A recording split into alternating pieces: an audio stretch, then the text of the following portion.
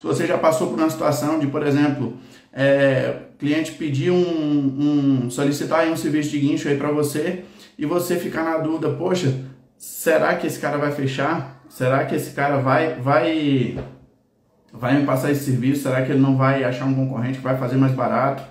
Será que, e às vezes, por exemplo, você está numa situação tão difícil que você já está contando com aquele dinheiro que você nem fez o serviço ainda, mas você já conta com esse dinheiro para pagar alguma conta, algum compromisso que a gente sempre tem. A primeira vez que eu parei para refletir sobre essa situação foi quando aconteceu uma situação que é o seguinte: eu sou de Vitória da Conquista, na Bahia, e me solicitaram um serviço para fazer o transporte desse reboque da minha cidade até a cidade de Itabuna, no sul da Bahia. E aí ele me indicou para fazer aquele serviço, o pessoal entrou em contato comigo para levar essa carretinha. E aí eu perguntei para ele, falei, mas qual que é o problema dessa carretinha? Por que tem que ser levada de guincho? Por que não pode simplesmente colocar em um carro e engatar ali num engate de um carro qualquer e levar ela rodando? Porque ele fabricava reboque novo. E aí ele falou comigo que realmente o reboque era novo, já tinha alguns meses que estava lá na empresa dele esse reboque para ser retirado e ainda não tinha sido levado. E ele não sabia exatamente por que eles não engatavam em algum carro e levavam, mas o pessoal queria realmente contratar alguém para levar. E ele passou meu contato, o pessoal entrou em contato comigo e eu fiquei num receio muito grande, porque eu sabia um valor que era justo, que valia aquele transporte ali, qual seria um valor interessante para mim para cobrar, mas na minha cabeça não fazia sentido um cara pagar um valor para transportar pagar um serviço de guincho para transportar uma coisa que simplesmente pode ser transportada por qualquer carro e ele só iria gastar o combustível. E eu me senti com muito medo.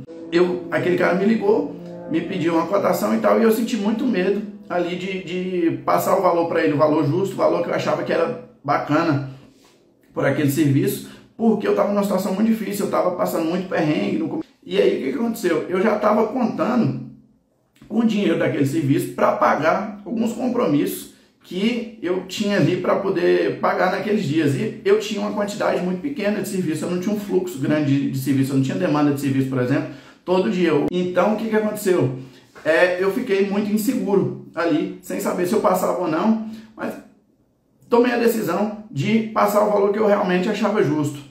E aí mandei aquele valor para o cara, só que eu falei, pô, esse cara não vai fechar. Eu falei, vai procurar alguma outra forma, algum outro jeito aí para prestar esse serviço e ele não vai me passar esse serviço. Mas fiquei naquela, mas tomei coragem ali e fui meio que no empurrão, passei o valor para ele.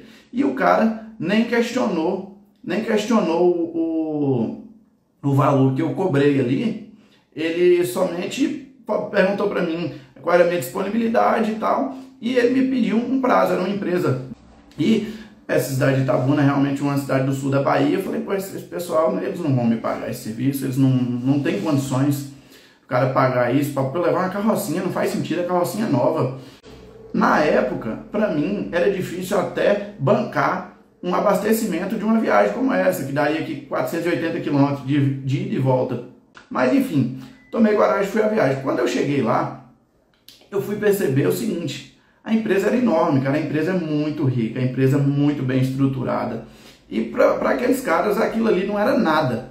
E aí quando eu fui desembarcar lá, descarreguei a carretinha e tal, foi tudo dentro do que foi combinado ali com o pessoal da empresa. E ele me mandou um motorista para ir junto comigo até o posto que ia fazer a autorização para eu poder abastecer o meu caminhão, completar o tanque ali, fazer o procedimento que a gente tinha combinado. Aquela viagem ali, no valor que foi justo, e foi justo porque eu tive coragem de pedir, porque se eu não tivesse tido coragem de pedir um valor justo pelo meu serviço, eles iam me pagar um mínimo, então eles iam me pagar menos, porque simplesmente eu não teria tido nem coragem de cobrar o que realmente valia meu serviço.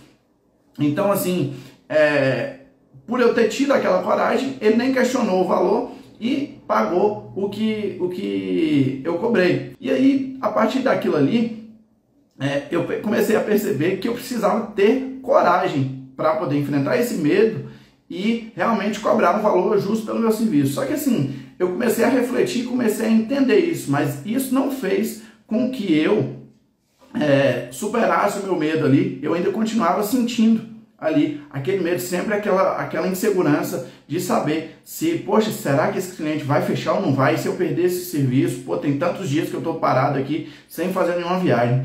E o que acontece?